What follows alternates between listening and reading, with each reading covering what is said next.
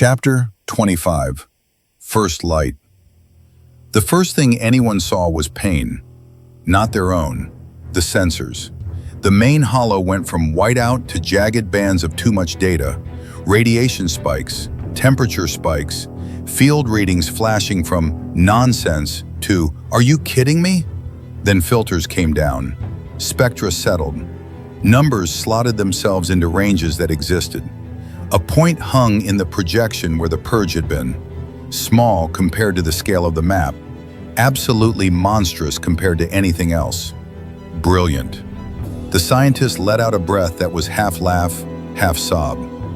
"Radiation profile stabilizing," she said. "Pressure and temperature, fusion core parameters, strong stellar wind but within expected ranges for a..." She broke off, shaking her head, and went for the only word she had. "It's a star," she said. "We just forced it over a threshold it couldn't come back from. We turned the purge into a newborn star." There was a heartbeat of silence. Then Union Hall saw the same data. Union Hall, Maine. "We made a star. We made a star. We made a star." On any world whose telescopes could slew fast enough, observatory staff practically tackled each other getting to the eyepieces. Where there had been nothing, no glow, no dust, no scattered light, there was now a point so bright it stabbed through filters, haloed by an expanding haze as nearby matter lit up like fog in a floodlight. In a mountaintop dome with a cracked concrete floor, a technician yanked the scope into position, slapped a hand over the focus ring, and yelled for students to come look. In a floating platform on a gas giant, scientists patched external feeds through storm glow and lightning to catch one clean frame of that impossible point in the dark. On a balcony under a double moon sky, a teacher and her students stared up without equipment at all.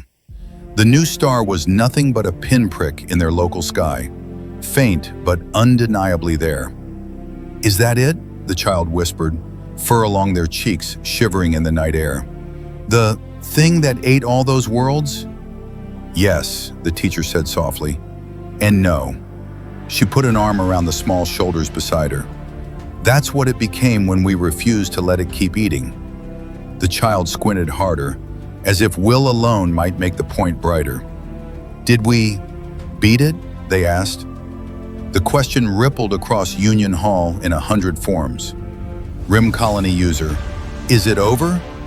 Core Student 88: "Did we actually win Iran Nomad? Is the Devourer truly gone?" Kalor Theorist: "Erasure field readings near zero.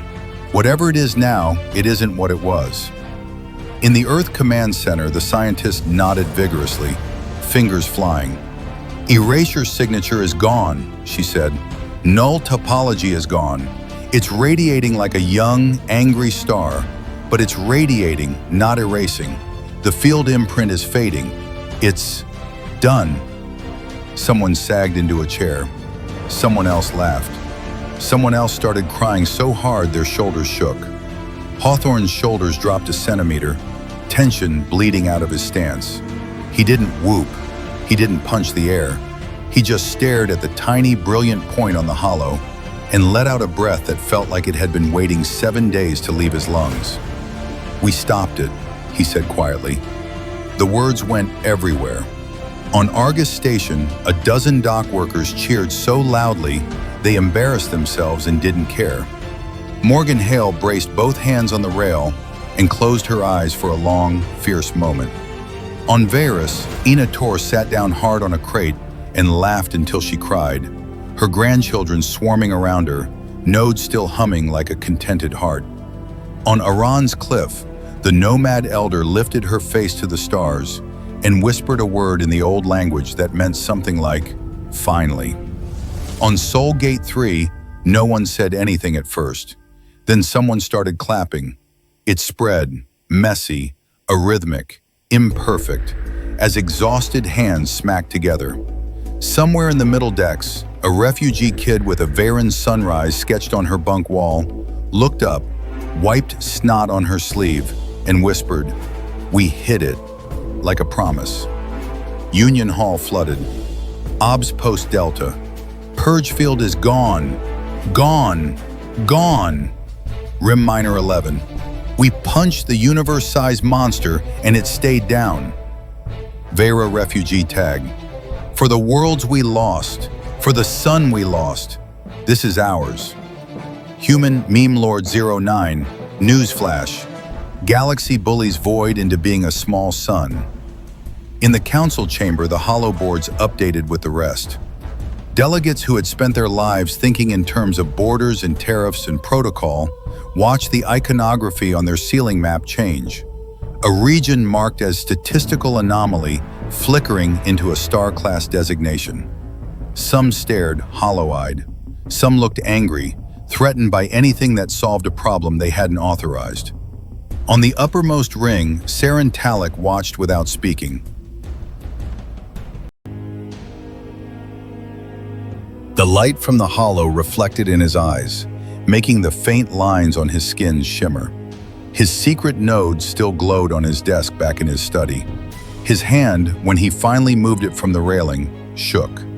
He did not know if his contribution had mattered in any measurable way. He knew with a bone-deep certainty he hated and cherished at the same time that it had mattered to him. The galaxy had fought destruction itself, and won.